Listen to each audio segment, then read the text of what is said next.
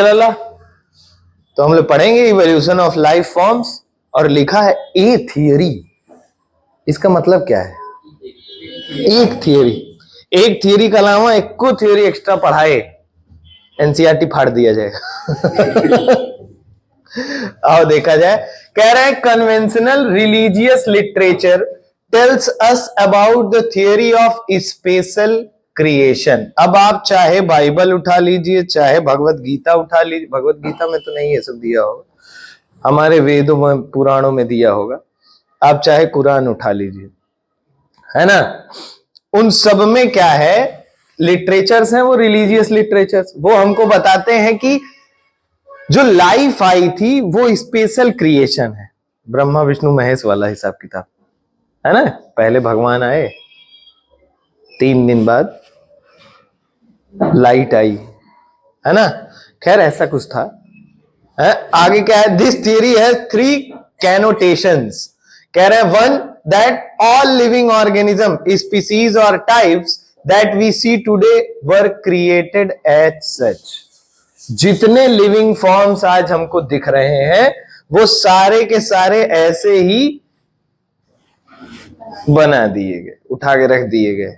कहीं और थे, उठा के ऐसे सच रख दिए, वहां भी काम कर रहे थे, यहां भी काम कर रहे। पैदा हुए, बड़े हुए, पढ़े लिखे, काम किए, मर गए। है जिंदगी का कोई और मकसद तो रहा नहीं, महाकुंभ नहाओ, वही मकसद होना चाहिए। कह रहे हैं फिर, ये तो पहला कैनोटेशन था। दूसरा कह रहा है 2 that the diversity was always the same since creation and will be the same in future also. कह रहे हैं डाइवर्सिटी भी जितनी दिख रही है हमको, ये पहले भी इतनी ही थी और आज भी इतनी ही है कि नहीं? फालतू बात है। कितनी स्पीसीज तो चली गई, कितनी स्पीसीज और नई बनी होंगी जो हमको पता ही नहीं है। कह रहा है 3 that the earth is about 4000 years old. All these ideas were strongly challenged during the 19th century. 19th century पे ही क्यों इसको चैलेंज किया गया?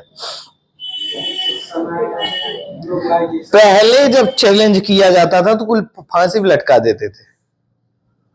भगवान में इतना ज्यादा मानते थे कि अगर आप कुछ भी कह देते उल्टा, है ना, तो तुरंत फांसी पे लटका देते। गैलीलियो का था, गैलीलियो बस क्या कहा था, तो कहानी तुम लोग को कई बार बताया हूं मैं, है नहीं। गैलीलियो का क्या हिसाब किताब था कि बेचारा टेलीस्कोप खोजा, कहा कि अर्थ सूर्य का चक्कर लगा, उसको जेल में डाल दिए। उसका जेल में डाल दिए, बेचारा गड़बड़ा गया। वहां पे भी बहुत सारा वो क्या किया, आविष्कार किया। न्यूटन क्या थे, पादरी थे।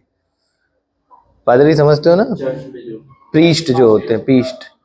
अब प्रीस्ट थे वो, मर तभी खोजबीन अपना किए जितना कर पाए, हैं। लेकिन लॉजिकल आदमी था तब तो खोज कर पाया, लॉजिकल नहीं होता तो खोज। कह रहे हैं कि 19th सेंचुरी में जब चीजें और इंडिपेंडेंट हुई, ह्यूमन राइट्स जैसी चीजें आई, हैं। पहले ह्यूमन राइट्स मतलब कुछ नहीं था, जैसे नॉर्थ कोरिया वगैरह है। यहाँ ह्यूमन राइट्स जैसा कुछ नहीं है। आप हल्की सी आवाज उठाओ, काट के फेंक देंगे। काट के बिना फेंके बैठा गोली मार दे। कभी कोरोना का केस देखे थे नॉर्थ कोरिया में? है नॉर्थ कोरिया में बिलीफ ही नहीं है कि अगर आपको फैलने वाली बीमारी लग गई है तो आपको बचाने की कोशिश किया जाएगा। नहीं, क्यों आप फैला रहे हैं दूसरा? एक तरीके सही भी है, थैनोस वाला काम है, नहीं। चुटकी बजाओ आधी दुनिया साफ, बैलेंस, परफेक्ट बैलेंस।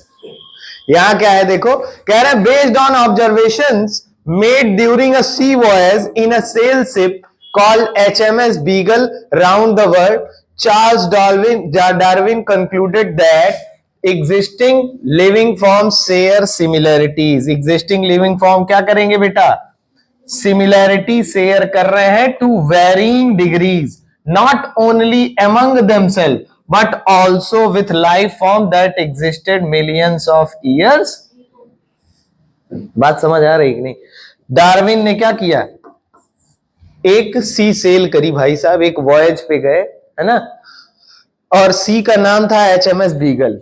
मैं CPMT का एग्जाम दे रहा था, पहले CPMT होता था, कंबाइंड प्री मेडिकल टेस्ट। यहाँ यूपी में, यूपी CPMT बोलते थे उसको, हाँ, वहां पे जहाज का नाम पूछते थे कोई कि चार्ल्स डार्विन किस जहाज में गए हैं, HMS बीगल, SMS बीगल या HSM बीगल। लोग इसको भी गलत करके आ जाते थे, है ना, इसीलिए कट ऑफ पहले कम जाती थी। आज के बच्चे इंटेलिजेंट हो गए हैं काफी, है ना। तुम लोग इंटेलिजेंट मानते हो अपने आप को? मानते हो? सही बताओ। खुद से तो माना ही करो। हाँ, कहाँ इतना लेट आ रहा है? तो अपना स्कूल छोड़ के सबका स्कूल कराओ भाई साहब, घूम।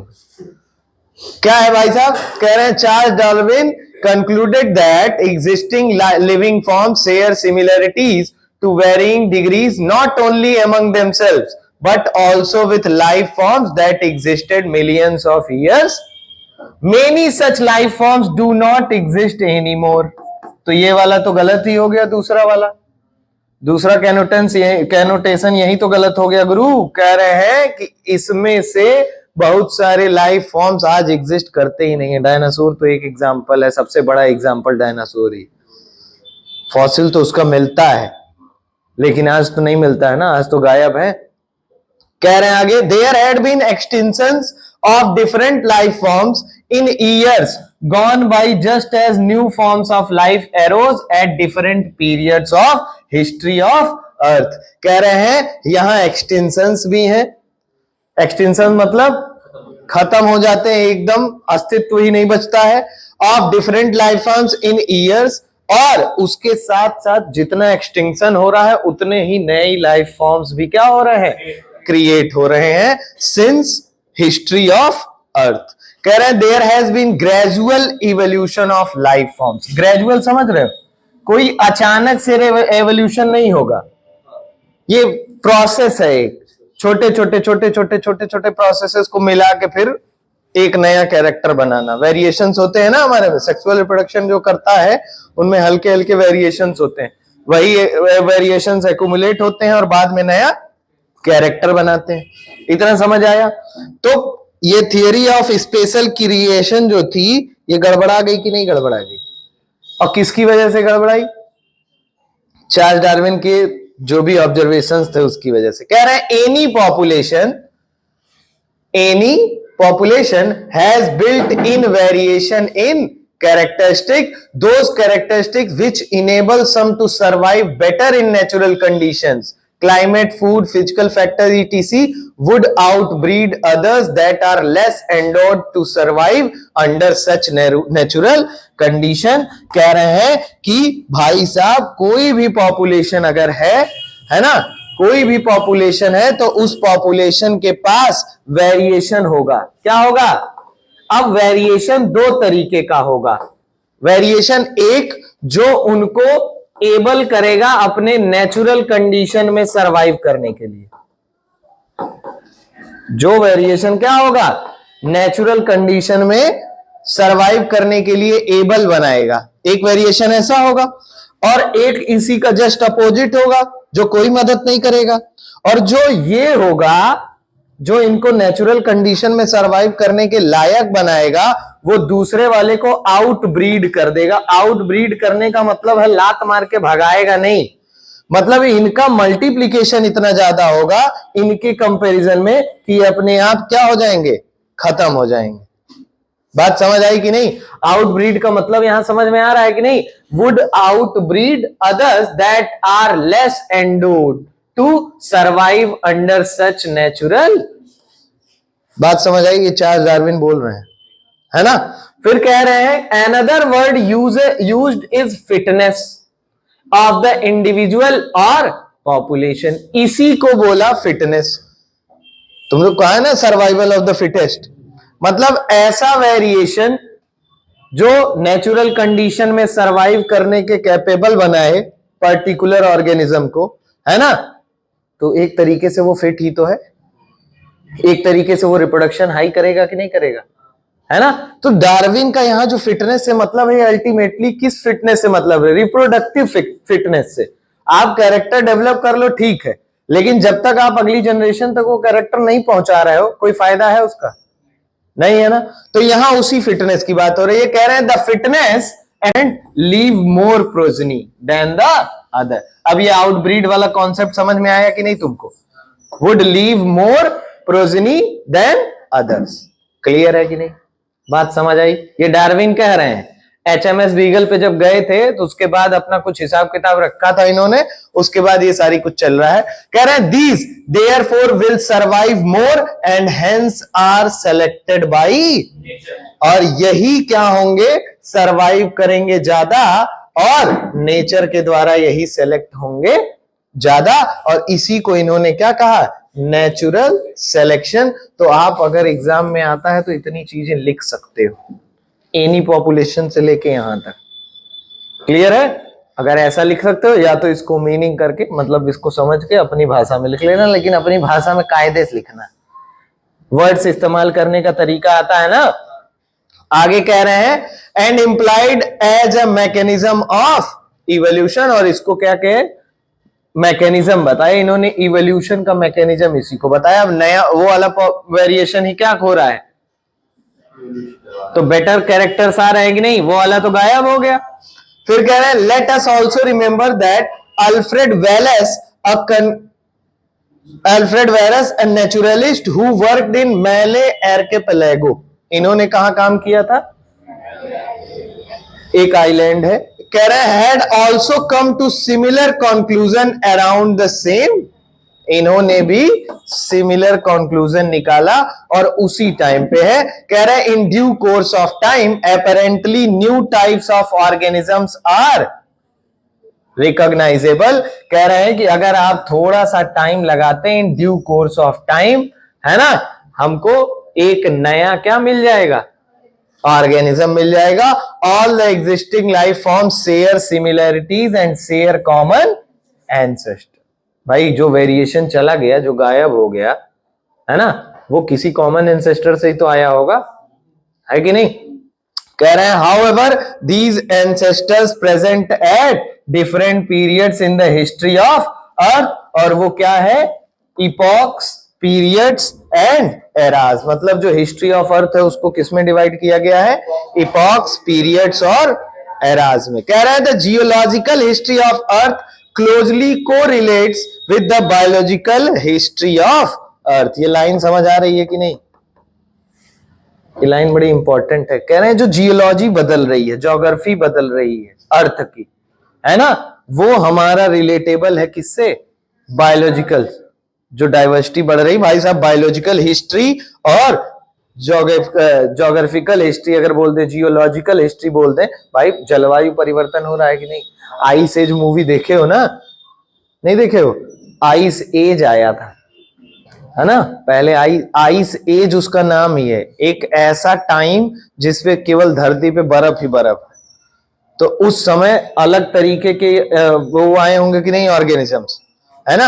अब धीरे धीरे खत्म हो रहा होगा तो जियोलॉजी चेंज हो रही है कि नहीं? क्लाइमेट चेंज हो रहा है कि नहीं? तो उन्हीं एंसेस्टर से नए तरीके के ऑर्गेनिज्म निकले होंगे कि नहीं निकले होंगे? बात समझ रहे हो कि नहीं? तो कह रहे हैं कि जियोलॉजिकल हिस्ट्री जो है वो क्लोजली को रिलेटेड है किसके साथ? बायोलॉजिकल हिस्ट्री के साथ। कह रहे हैं common permissible conclusion is that earth is very old, not thousands of years as what thought earlier, but billions of years.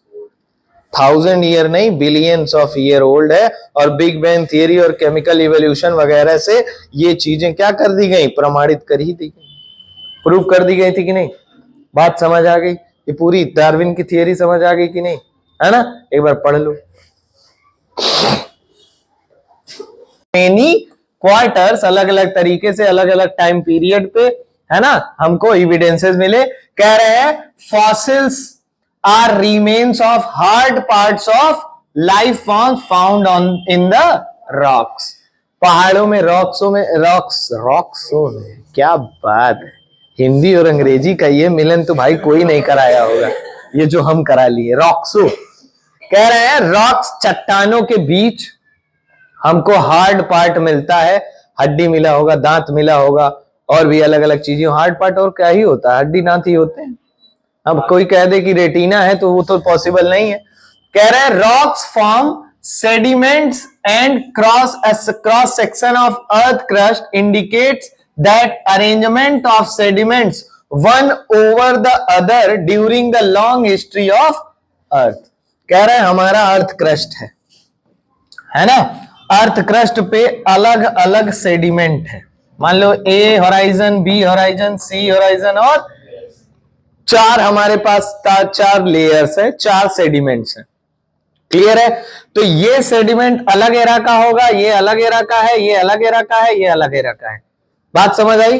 और इस वाले सेडिमेंट में जिस एरा का ये सेडिमेंट है वो मरा होगा भाई साहब, तो यहां पे हार्ड पार्ट मिल रहा होगा कि नहीं मिल रहा होगा?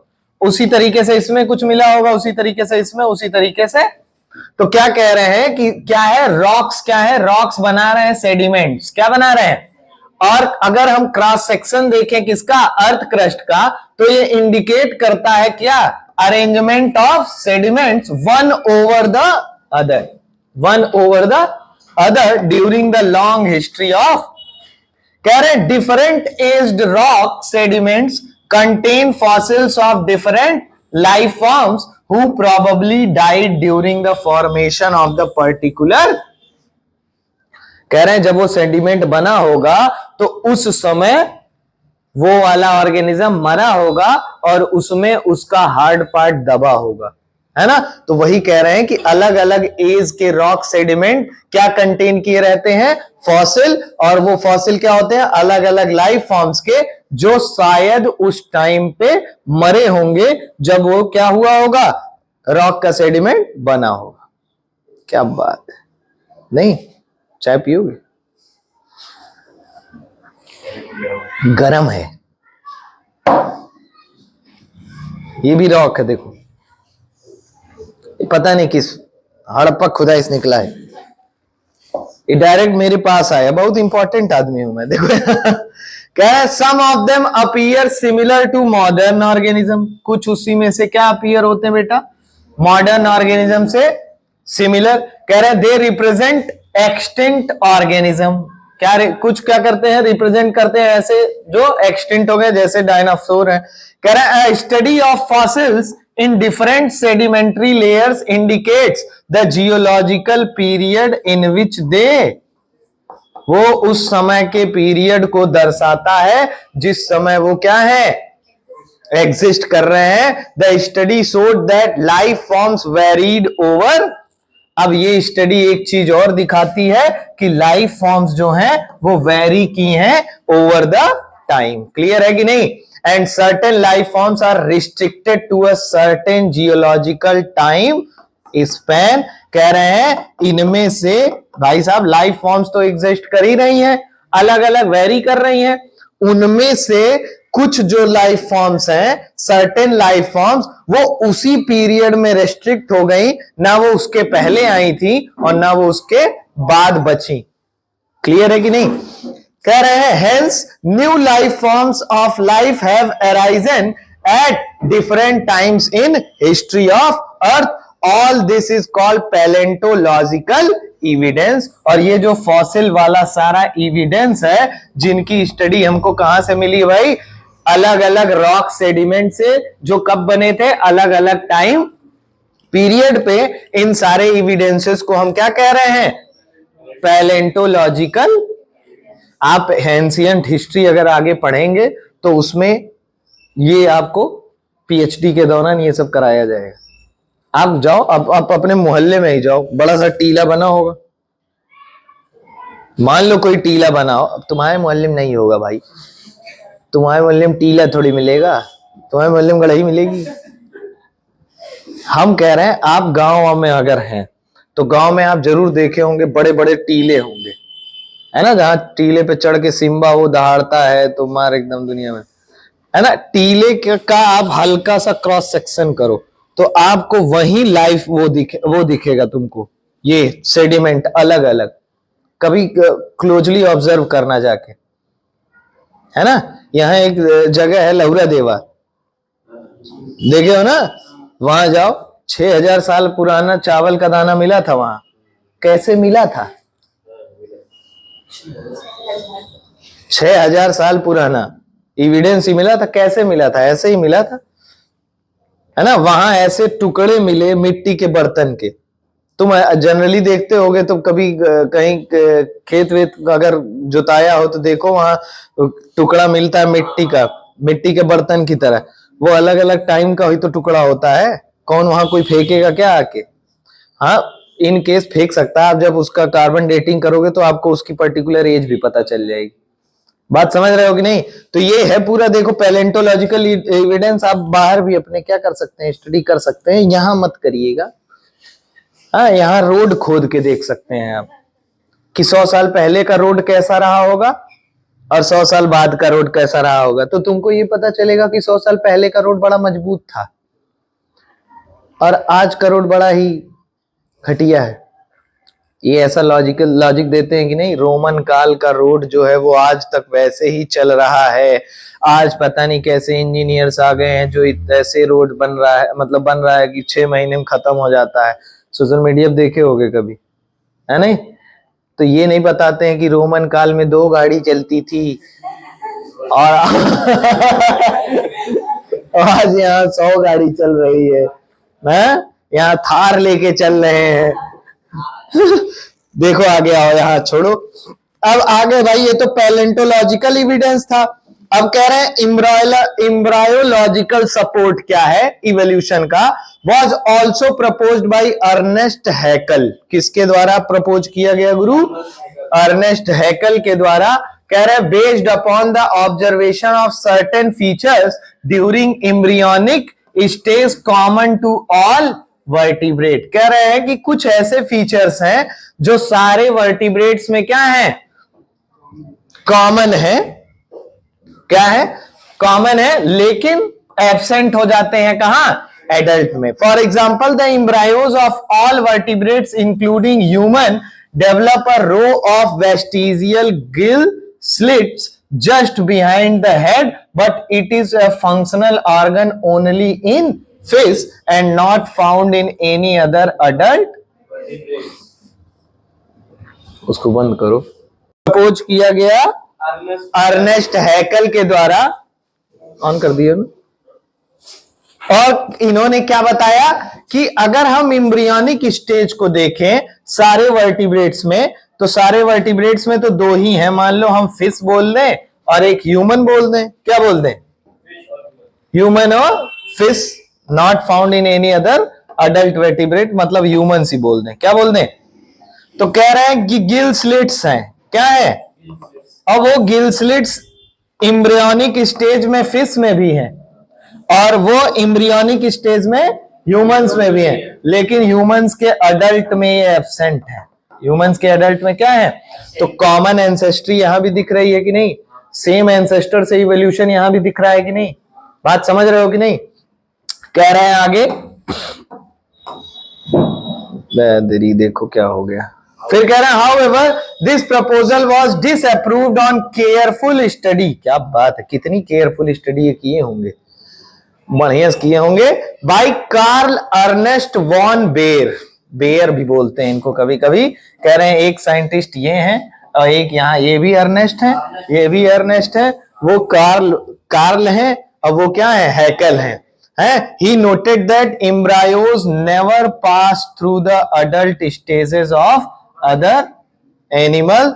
कह रहे हैं कि एम्ब्रायोज जो होते हैं वो अडल्ट स्टेज के एनिमल का कोई भी कैरेक्टर अपने थ्रू पास। मेरी बात समझ रहे हो कि नहीं? कि ऐसा कोई भी कैरेक्टर एम्ब्रायोज में नहीं आता है जो अडल्ट में रहता है। बात समझ आई कि नहीं? कह रहे हैं comparative anatomy and morphology shows similarities and differences. अगर आप कंपैरिजन करो किसमें? एनाटॉमी में और मॉर्फोलॉजी में, तो वो शो करेंगे सिमिलरिटी और differences among organisms of today and those that existed years ago. Clear है कि नहीं? तो ये पूरा समझ में आया। दो, एक पैलेंटोलॉजिकल और दूसरा एम्ब्रायोलॉजिकल है। यहां देखो मार एकदम कॉमन है लेकिन सब अलग अलग जा रहे हैं। कह रहे हैं family tree of dinosaurs and their living modern day counterpart organisms like crocodile and birds. ये सारे क्रोकोडाइल और बर्ड्स कहां से हुए हैं भाई? एराइज डायनासोर से। कहां है? फैमिली ट्री है, दिख रही है कि नहीं? डायनासोर से अराइज हो रहे हैं, यहां पे बात हो रही है। क्रोकोडाइल और आर्कियोप्टेरिक्स अलग अलग पीरियड में आए होंगे ना। बात यहां देखो कुछ ऐसा बना होगा ये। अब देखो मैं तुमको समझाता हूं। ये डायनासोर पहले बना, इससे बन गया ये, लेकिन ये एग्जिस्ट किए यहां पे आए। क्लियर है? और फिर ये डायनासोर उसी टाइम का है, ये भी एग्जिस्ट किया, ये फिर कन्वर्ट हो गया इसमें, टायरेनोसॉरस में, है ना। अब इन्हीं का कोई और इन्हीं के साथ का होगा, तो वो किनको पैदा किया? आर्कियोप्टेरिक्स को और क्रोकोडाइल को, और बाद में क्या बना है? टेरेनो। अब ये ससुरे सारे विलुप्त हो गए, बचा कौन? तो मतलब ये इस एरा से लेके आज तक पूरा का पूरा क्या है? चल रहे हैं, मॉडर्न डे में है कि नहीं है। तो कब एराइज हुए थे? ये इनसे भी पहले एराइज हुए थे, लेकिन ये निकल लिए, ये रह गए। अब बात समझ आ रही है कि नहीं? इनको बीच में दिखाने का ये मतलब नहीं है कि ये यहां से आके फिर ऐसे। फैमिली ट्री है ना बेटा। फैमिली ट्री क्या बताती है हमको? अलग अलग टाइम पे कितने हमारे यहाँ एंसेस्टर्स थे, है ना। अब कोई एंसेस्टर अगर मान लो 1980 से लेके और 2080 तक जी रहा है, 1980 से लेके, और कोई एंसेस्टर उसी टाइम पे पैदा हुआ, उस 2010 में मर गया, है ना। तो है तो दोनों कॉमन टाइम के, है ना। एक मॉडर्न डे पे आ गया, 2080 मान लो आज का दिन है, और एक मॉडर्न डे तक, तो इन दोनों के साथ वही हुआ। ये मॉडर्न डे तक आ ही नहीं पाए। अब मॉडर्न डे तक कौन आया? क्रोकोडाइल आया, और यहां से भी कौन एराइज हुआ? बर्ड। कौन? बात समझ आई कि नहीं? आगे कह रहे हैं such similarities can be interpreted to understand whether common ancestors were shared और नॉट। कह रहे हैं for example whales, bats, cheetah and human सारे क्या हैं? मैमल हैं। Share similarities in patterns of bones of four limbs, though these four limbs perform different functions in these. कह रहे सिमिलरिटीज और डिसिमिलरिटीज थी ही नहीं थी। अब सच सिमिलरिटीज क्या कहते हैं? इंटरप्रेट कर सकते हैं वेदर कॉमन एंसेस्टर। अगर इस सिमिलरिटीज को हम देखें, इनका इंटरप्रिटेशन करें, है ना, तो हमको पता चलेगा कि ये कॉमन एंसेस्टर इनके थे या। यहां कह रहे हैं कि अगर हम वेल, बैट, चीता और ह्यूमन की बात करें, तो वो सिमिलरिटी शेयर कर रहे हैं कहां? Pattern of bones of four limbs. और कह रहे हैं though these four limbs perform functions in these animal, different functions in these animals, they have similar anatomical structure. बकलोल है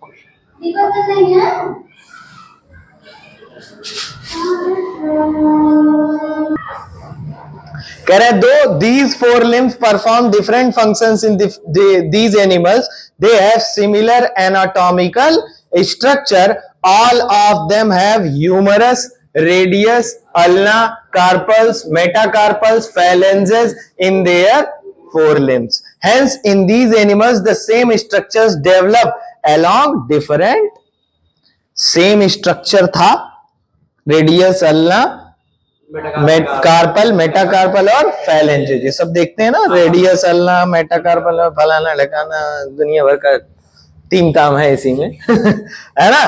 तो ये कह रहे हैं कि एक ही तरह, एक ही लोकेशन, एक ही तरह का स्ट्रक्चर है, लेकिन जो फंक्शन का एरिया है वो क्या है? अलग अलग है। फंक्शन का एरिया क्या है? अलग अलग है। Hence, these animals, the same structures developed along different direction due to adaptations to different needs. This is divergent evolution and these structures are homologous. इसको कहते हैं क्या? Divergent evolution. क्या कहते हैं? और इन स्ट्रक्चर्स को कहते हैं होमो। तो दोनों चीजें यहां से समझा सकते हो कि नहीं? एग्जाम में आएगा, समझा लोगे कायदे से। कह रहे हैं स्ट्रक्चर तो सेम ही है, लगभग लोकेशन सेम ही है, लेकिन फंक्शंस क्या है? अलग अलग हैं। क्लियर है? आगे क्या है जरा देखो। Other examples are other examples are vertebrate, hearts और ब्रेन्स। वर्टिब्रेट के हार्ट और ब्रेन्स। कह रहे हैं in plants also the thorn and tendrils of bougainvillea and cucurbita represent homology.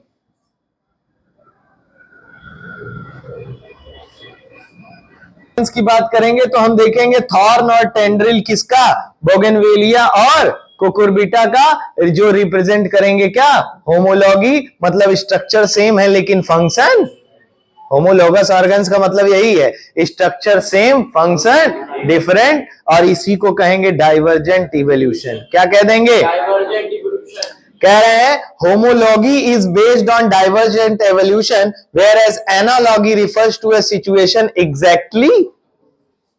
अब वहां पे फंक्शन सेम रहेगा लेकिन स्ट्रक्चर्स क्या रहेंगे, यहां स्ट्रक्चर सेम था, फंक्शन अलग अलग थे, वहां फंक्शन सेम रहेगा, स्ट्रक्चर्स अलग अलग रहेंगे। कह रहे हैं wings of butterfly end of birds look alike, they are not anatomically similar structure though they perform similar। अगर आप बटरफ्लाई और किसकी बात करें, बर्ड्स की, तो दोनों विंग्स क्या हैं, फंक्शन तो सेम कर रहे हैं उड़ने का, है ना, लेकिन स्ट्रक्चर क्या है, अलग अलग है। एनाटॉमिकली वो क्या है, सिमिलर स्ट्रक्चर नहीं है। कह रहे हैं hence analogous structures are a result of convergent evolution, different structures evolving for the same function and hence having similarity। convergent evolution क्या है, different structures evolving for the same function and hence having similarities। Clear है। ये देखो पूरा human का, चीता, well, bat, सबका structure दिया है कि नहीं, कार्पल, मेटाकार्पल, रेडियस, अल्ना, सब कुछ है इसमें, ध्यान से देख पा रहे हो कि नहीं। फैलेंजेस और मेटाफैलेंजेस, कार्पल्स, बोगनवेलिया और कुकुरबिटा होमोलोगस वाले हैं कि नहीं है, एनालोगस समझ में आ गया। अदर एग्जांपल क्या है, क्या हुआ, other examples of analogy are the eyes of octopus and of mammals, flippers of penguins and dolphins. कह रहे हैं one can say that it is the similar habitat that has resulted in selection of similar adaptive feature in different groups of organism but towards the same function। कह रहे हैं कि ये जो है बात की आपका स्ट्रक्चर अलग रहे, फंक्शन सेम रहे, उसका एक रीजन ये हो सकता है कि आप सिमिलर हैबिटेट में हैं। कहां है, यही कह रहे हैं कि one can say that it is the similar habitat that has resulted in selection of similar adaptive features in different groups of organisms but towards the same। Clear है। कह रहे हैं स्वीट पोटैटो क्या है, रूट मॉडिफिकेशन, एंड पोटैटो क्या है, stem modification, is another form of, another example of analogy. दोनों food store कर रहे हैं लेकिन एक रूट मॉडिफिकेशन है, एक क्या है, स्टेम मॉडिफिकेशन। कह रहे हैं in the same line of argument similarities in proteins and genes performing a given function among diverse organism gives clues to common ancestry। कह रहे हैं प्रोटीन और जीन को भी अगर देखें तो वो सेम फंक्शन ही परफॉर्म करेंगे अलग अलग उसमें, है ना, तो वो भी क्या है, कॉमन एंसेस्ट्री की तरफ हमको क्या दे रहे हैं, क्लू दे रहे हैं। कह रहे हैं these biochemical similarities point to the same shared ancestry as structural similarities among diverse organism. कह रहे हैं ये जो बायोकेमिकल सिमिलरिटी है ये पॉइंट करती है किधर की तरफ, कि हमने कभी अपने एंसेस्टर को क्या किया है, शेयर किया है, हमारे क्या है, कॉमन एंसेस्टर है। क्लियर है। कह रहे हैं man has bread selected plants and animals for agriculture, horticulture, sports and security. Plant breed और वो प्लांट वैरायटीज और एनिमल वैरायटीज को हमने ब्रीडिंग कराई आर्टिफिशियली अपने हिसाब से, है ना। अब वो क्या हुआ, अब उनमें से क्या, man has domesticated many wild animals and crops, this intensive breeding programme has created breed that differ from other breeds. Example क्या है, तो अब डोमेस्टिकेटेड आ गया कि नहीं है, जो अपनी ओरिजिनल वैरायटी से हट गए कि नहीं है, लेकिन एंसेस्टर तो सेम ही रहे होंगे ना। कह रहा है but still are the same, still are of the same group. It is argued that if within hundreds of years man could create new breeds, could not nature have done the same over millions of years? कह सकते हैं कि नहीं कि हम ही लोग हैं कि 100 साल में नई कुत्ते की वैरायटी पैदा कर देते हैं। मतलब हम पैदा नहीं करते हैं, ब्रीड करके निकालते हैं। हम कुत्ता कहाँ पैदा करें, है ना? मेरे मन को भाया, मैं कुत्ता मार के खाया है। तो ये कह रहे हैं कि अगर मैन इतना 100 ऑफ ईयर में कर ले रहा है तो भाई साहब मिलियंस ऑफ ईयर्स में क्या ही हो जाएगा, है कि नहीं? कह रहे हैं another interesting observation supporting evolution by natural selection comes from England in a collection of moths made in 1850s before industrialisation set in. जब इंडस्ट्रियलाइजेशन आया उसके पहले जो मॉथ थे, मॉथ समझते हो ना? मॉथ देखे हो कि नहीं? और जो छोटकी छोटकी तितलियां कहते हो तुम लोग, कह रहे हैं moth before industrialisation set in it was observed that there were more white winged moth on trees than the dark winged और मेलानाइज्ड मॉथ। काले कलर की कम थी और व्हाइट कलर की ज्यादा थी। However in the collection carried out from the same area but after industrialization, that is in 1920, there were more dark winged moths in the same area. The proportion was reversed. और उसका reason क्या हो सकता है गुरु? Industrialisation reason था। होता क्या था कि जब इंडस्ट्रियलाइजेशन नहीं था तो यहां देखो पूरा लिखा होगा, बढ़िया देखो। कह रहे हैं the explanation put fourth for this observation was that predators will spot a moth against a contrasting। पहले बैकग्राउंड कैसा था? व्हाइट था। तो व्हाइट वाले को ये पहचान नहीं पाते थे प्रेडेटर्स, किसको खा जाते थे? डार्क वाले को। बोले ब्लैक वाले को, कह रहे हैं भूरा दिख रहा है, कह रहे हैं ब्लैक। डार्क वाले को खा जाते थे, है ना? व्हाइट वाले को, तो व्हाइट वाले ज्यादा थे। और जैसे ही इंडस्ट्रियलाइजेशन हुआ ये पूरा का पूरा मामला क्या हो गया? ट्री का जो वो है ट्रंक, वो काला हो गया। अब काला हो गया तो डार्क वाले को नहीं खा पा रहे थे, किसको खाने लगे? ठीक है, पुट फोर्थ किया गया क्या? कंट्रास्टिंग बैकग्राउंड में प्रेडेटर्स पहचान लेते थे। During post industrialisation period the tree trunk became dark due to industrial smoke and soots. Under this condition the white winged moth did not survive due to predators, dark winged or melanized moth survive before industrialization set in। thick growth of almost white colored lichen, इसको हम बताएंगे बाद में, ठीक है? इतना पढ़ के आना। मॉथ वाला समझ में आ गया? सेम पैटर्न चलेगा किसके साथ? लाइकेन के साथ। वो तो हम लोग करेंगे बाद में, कल पढ़ लेंगे।